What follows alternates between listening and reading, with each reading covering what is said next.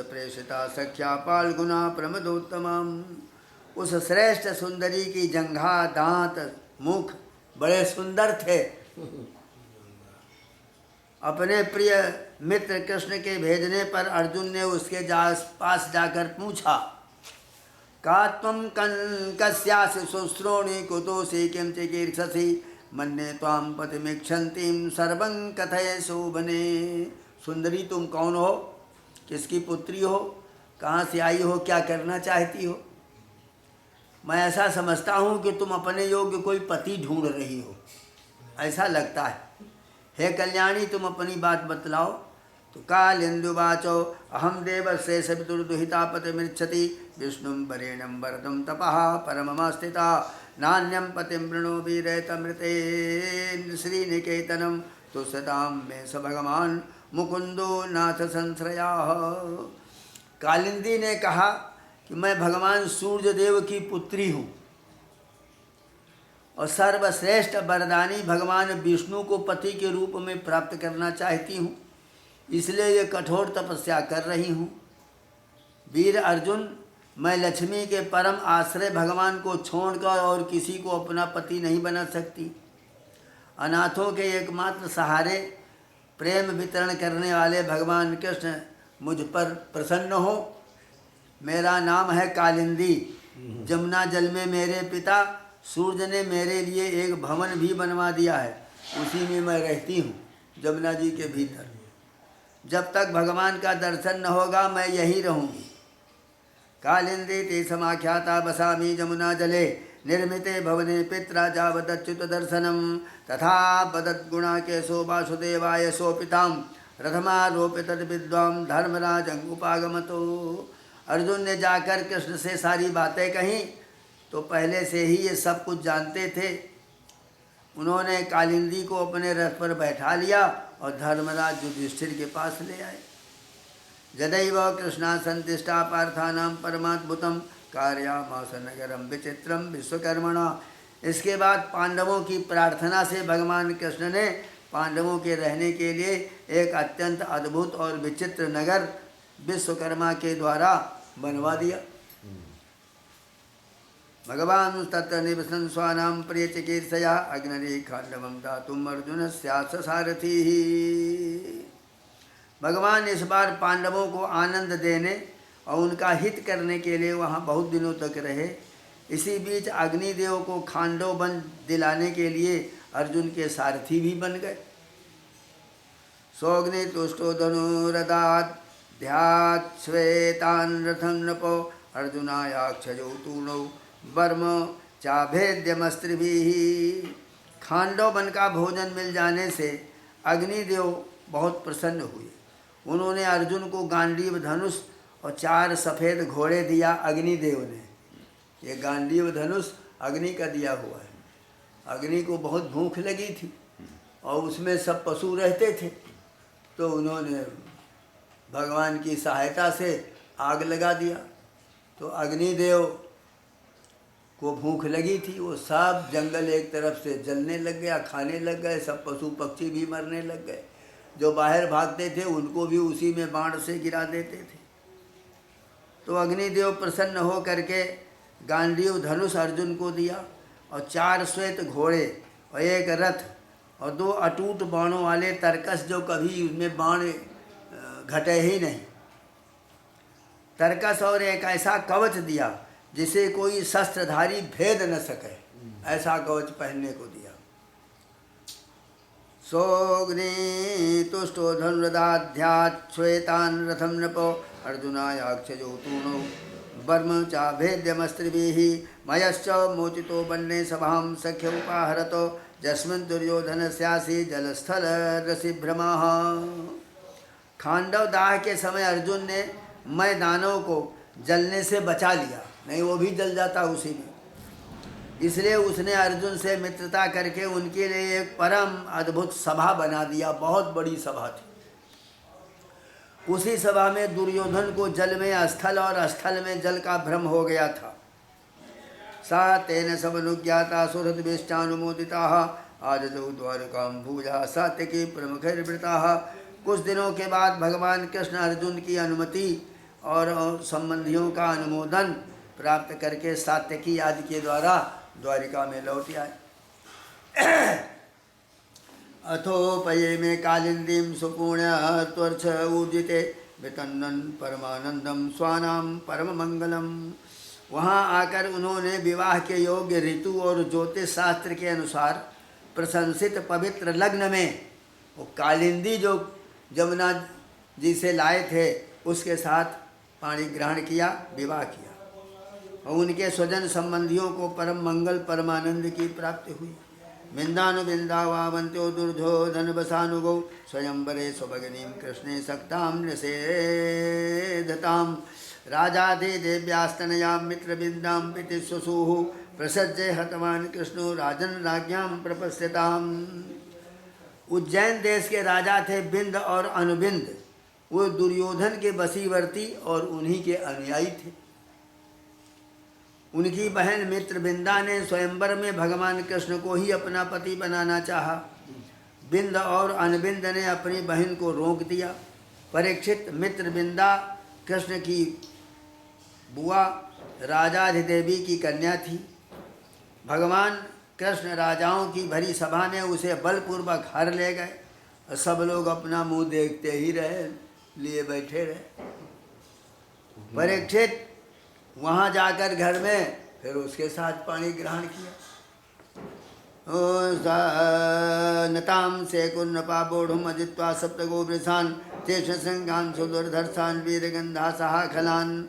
कौशल देश के राजा थे नग्नजित। वे अत्यंत धार्मिक थे। उनकी परम सुंदरी कन्या का नाम था सत्या। नग्नजित की पुत्री नागनजिति, नग्नजिति उसका नाम था।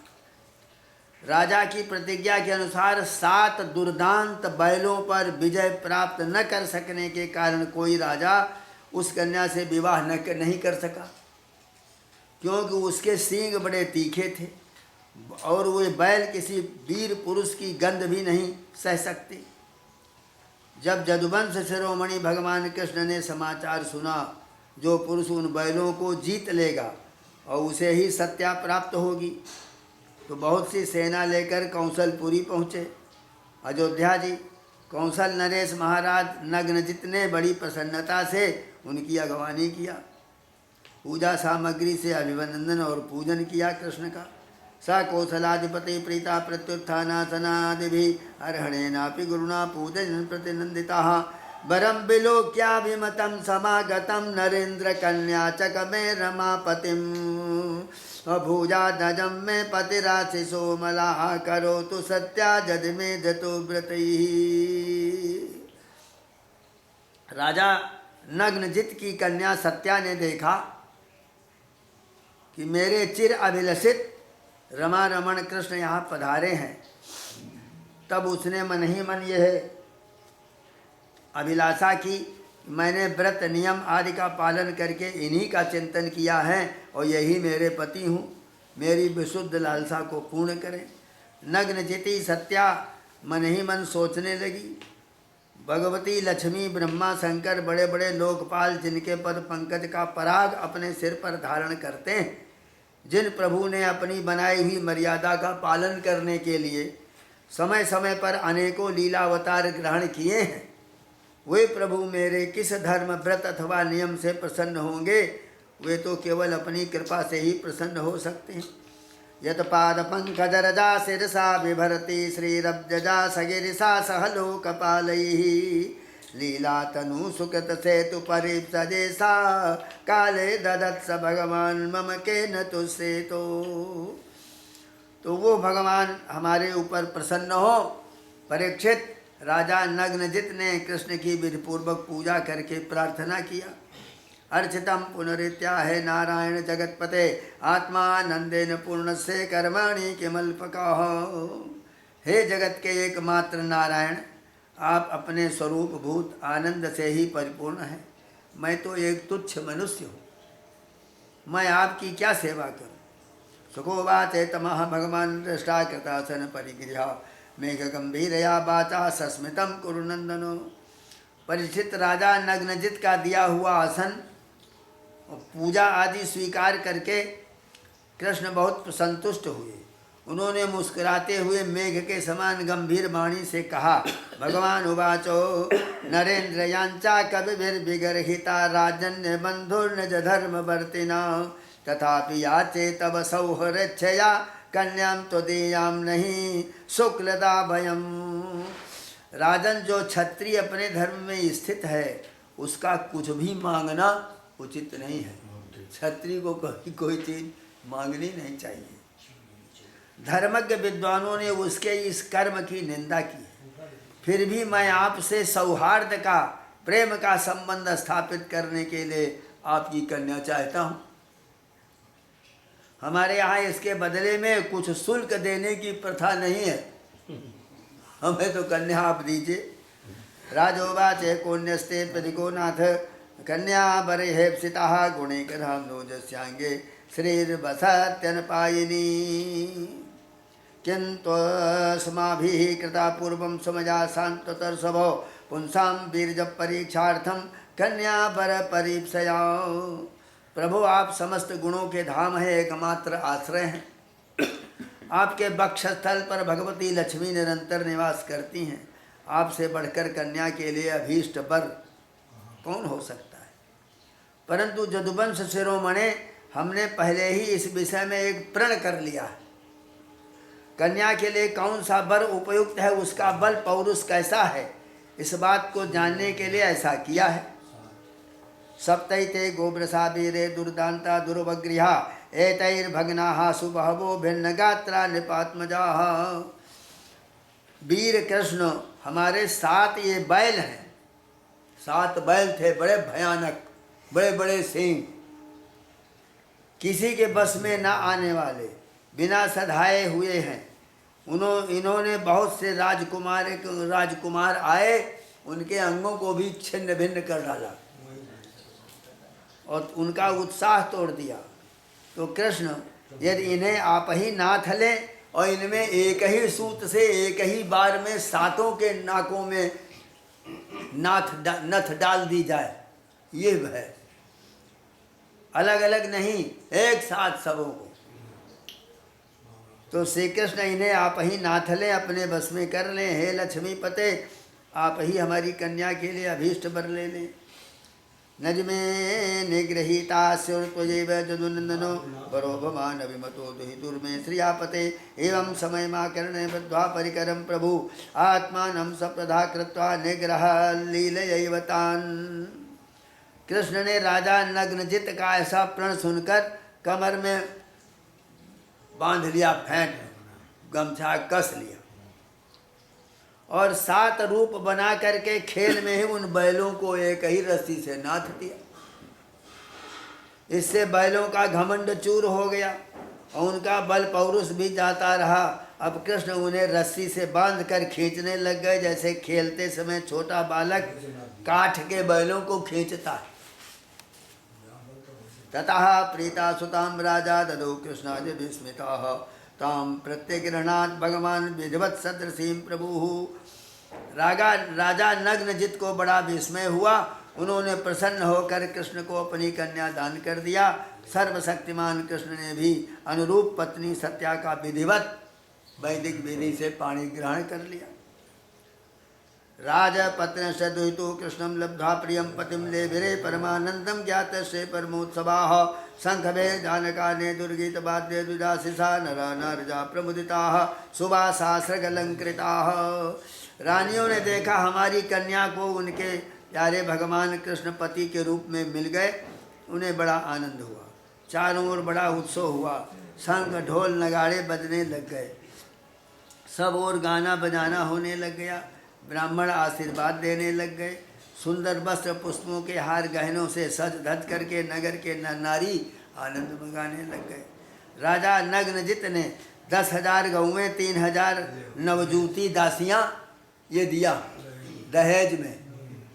10,000 गौएं और 3,000 नवजुवती दासियां जो सुंदर वस्त्र गले में स्वर्णहार पहने हुए थी, दहेज में दी। इसके साथ ही 9,000 हाथी और 9 लाख रथ और 9 करोड़ घोड़े और 9 अरब सेवक दहेज में दिया। बताओ 9 अरब। भारत की आबादी 1 अरब भाई हो जाती। नवनाग सहस्राणि नागाक्षत गुणान रथान रथाक्षत गुणान अश्वान अश्वाक्षत गुणान नरान दंपति रथमारोहे महत्या सेनया व्रतौ स्नेह प्रक्रिये प्लकिन हृदयो जापयामास कौशलः। कौशल नरेश राजा नग्नजित ने कन्या और दामाद को रथ पर चढ़ाकर बड़ी सेना के साथ उनको विदा किया। उस समय उनका हृदय वात्सल्य स्नेह के उद्रेक से द्रवित हो रहा। अब बताइए 9 अरब सेवक 9 अरब जनसंख्या दंपति श्रुत्वैतदरुर्धुर्भूपानयन्तं पथिकन्यकां पूरा उत्तर प्रदेश बस ही जाए। शतः सरभ्रातर्बन्धुप्रियकर्दर्जुनः गाण्डीवी कालयामासे सिंहाचूत्रे मृगानिवो। जनवंशियों में और राजा नग्नजित के बैलों ने पहले बहुत से राजाओं को बल पौरुष धूल में मिला दिया था। उन राजाओं ने यह समाचार सुना तब उनसे भगवान कृष्ण की यह विजय सहन नहीं हुई। उन लोगों ने नग्नजिति सत्या को लेकर जाते समय मार्ग में कृष्ण को घेर लिया और बड़े वेग से उन पर बाणों की वर्षा करने लग गए। उस समय पांडव वीर अर्जुन ने अपने मित्र कृष्ण का प्रिय करने के लिए गांडीव धनुष उठाया। जैसे सिंह छोटे मोटे पशुओं को खदेड़ दे वैसे ही उन नरपतियों को मार पीट करके अकेले अर्जुन ने ही भगा दिया।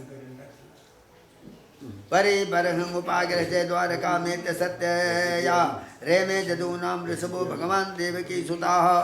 फिर जदुवंश शिरोमणि देवकी भगवान देवकी नंदन श्री कृष्ण दहेज और सत्या के साथ द्वारिका में आए और वहाँ रहकर गृहस्थोचित विहार करने लग गए।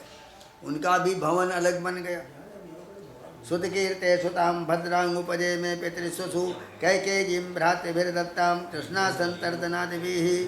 कृष्ण की फुआ जो श्रुत कीर्ति केकय देश में ब्याही गई थी। केकय देश में उनकी कन्या का नाम था भद्रा। उसके भाई थे संतर्दन।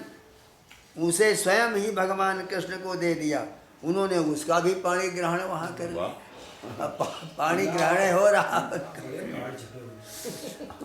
सुतांच मद्राधिपतर लक्ष्मणाम लक्षणैर्युताम स्वयंवरे जहारैकासा सुपर्णः सुधामिवो। मद्रास प्रदेश के राजा की एक कन्या थी लक्ष्मणा। वो अत्यंत सुलक्षणा थी। जैसे गरुड़ ने स्वर्ग से अमृत का हरण किया था वैसे ही भगवान कृष्ण ने स्वयंवर में अकेले ही उसे हर लिया।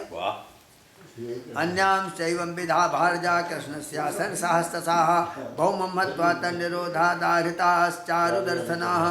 परीक्षित, इस प्रकार कृष्ण की और भी हजारों स्त्रियां थीं। उन परम सुंदरियों को वे भौमासुर को मार करके उसके बंदी गृह से छुड़ा लाए थे। बंदी गृह में उसने बंद कर दिया था 16,000, तो उसको मारा। और ये आपके भौमासुर है वहाँ, नरकासुर भौमासुर, गुवाहाटी के पास में बड़ा भारी किला और वो जंगल है।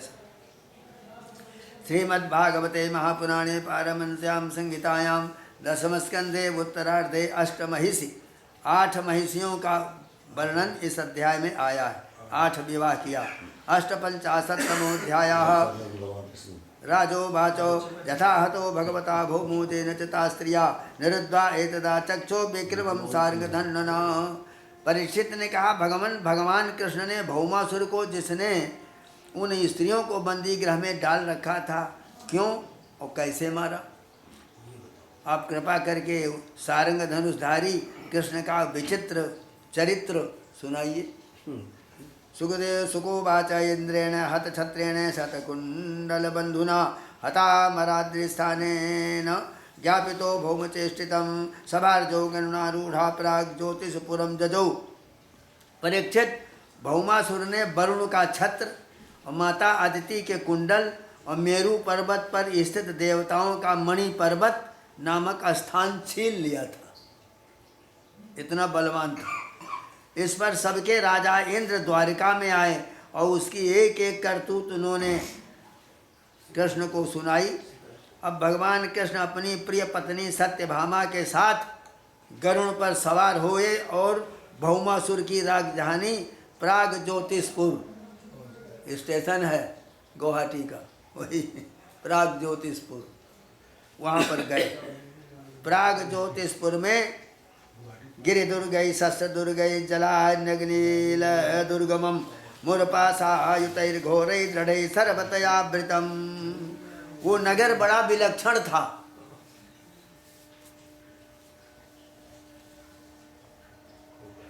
उस पुर में प्रवेश करना बड़ा कठिन था। पहले तो उसके चारों ओर पहाड़ों की किलेबंदी थी और उसके बाद शस्त्रों का घेरा लगाया हुआ था। फिर उसके बाद जल से भरी हुई खाई थी। उसके बाद आग और बिजली की चार दीवारी थी और उसके बाद फिर गैस वायु बंद करके रखा गया था, गैस बना करके। फिर उसके बाद में जो परकोटा था उसमें भी भीतर मुरदैत्य ने नगर के चारों ओर अपने 10,000 घोर सुदृढ़ फंदे जाल बिछा रखे थे, जो आवे उनमें फंस जाए। भगवान कृष्ण ने अपनी गदा की चोट से पहाड़ों को तोड़ फोड़ डाला। गदया निर्विभेदाद्रीन् शस्त्र दुर्गाणि सायकैः चक्रेणाग्निं जलं वायुं मुरपाशांश तथा सिना शंखनादेन जंत्राणि हृदयानि मनस्विनां प्राकारं गदया गुर्व्यां निर्विभेदो गदाधरः। कहते हैं कि भगवान अपने गदा से पहाड़ों को तोड़ डाला और शस्त्रों की मोर्चेबंदी को बाणों से छिन्न भिन्न कर दिया और चक्र के द्वारा अग्नि जल वायु की चार दीवारियों को तहस नहस कर दिया और मुर दैत्य के फंदों को तलवार से काट कूट करके अलग कर दिया। शंखनादेन जंत्राणि हृदयानि मनस्विनां प्राकारं गदया गुर्व्या निर्विभेदे गदाधरः। और बड़े बड़े यंत्र और मशीनें वहाँ लगी हुई थी, अस्त्र शस्त्र लगे हुए थे सबके सब। उनको और वीर पुरुषों के हृदय को शंखनाद से विदीर्ण कर दिया। इतने तेजी से शंखनाद किया कि वो मशीनें सब फेल हो गई। नगर के परकोटे को गदाधर भगवान ने सारी अपनी गदा से गिरा दिया, ध्वंस कर दिया। और पांचजन्य धुनिम श्रुत्वा जुगान्तासन भीषणम मुरासजान बुत्तस्तो दैत्या पंचो शिरा जलातो। भगवान के पांचजन्य शंख की ध्वनि प्रलयकालीन बिजली की कड़क के समान बड़ी भयंकर थी। उसे सुनकर मुर दैत्य की नींद टूट गई। वो सो रहा था, वो बाहर निकल आया। उसके 5 सिर थे। अब तक वो जल के भीतर सो रहा था, पानी के भीतर। त्रिशूल मुद्यम्य सुदूर निरीक्षणो जुगान्त सूर्जानल रोचरुल्बणः ग्रसन्ते लोकीमिव पंचभिर्मुखे रभ्यद्रव तार्छ सुतम जथोरगाः। वो दैत्य प्रलयकालीन सूर्य और अग्नि के समान प्रचंड तेजस्वी था। वो इतना भयंकर था कि उसकी ओर आंख उठाकर देखना भी आसान नहीं था। उसने त्रिशूल उठाया और इस प्रकार भगवान की ओर दौड़ा जैसे सांप गरुड़ जी पर टूट पड़े। उसी समय ऐसा मालूम होता था मानो वह अपने 5 मुखों से त्रिलोकी को निगल जाएगा। तीनों लोकों को मुंह फैलाया तो मालूम हुआ कि आकाश पाताल पृथ्वी सबको वो खा जाएगा। आविद्य शूलम तरसा गरुत्मते निरस्य वक्त्रैर्भ्यनदंस पंचभिः सरोदसे सर्वदिशोन्तरं महा नापूरयन्नण्डकटाहमावृणोतो। उसने अपने त्रिशूल को बड़े वेग से घुमाया और गरुड़ जी पर चलाया। फिर अपने 5 मुखों से घोर सिंहनाद करने लग गया। एक मुख नहीं, 5 मुख से चिल्लाने लग गया बड़े जोर से। हाहाकार मचा दिया। उसके सिंहनाद का महान शब्द पृथ्वी आकाश पाताल 10 दिशाओं में फैलकर सारे ब्रह्मांड में भर गया। ऐसा दैत्य था।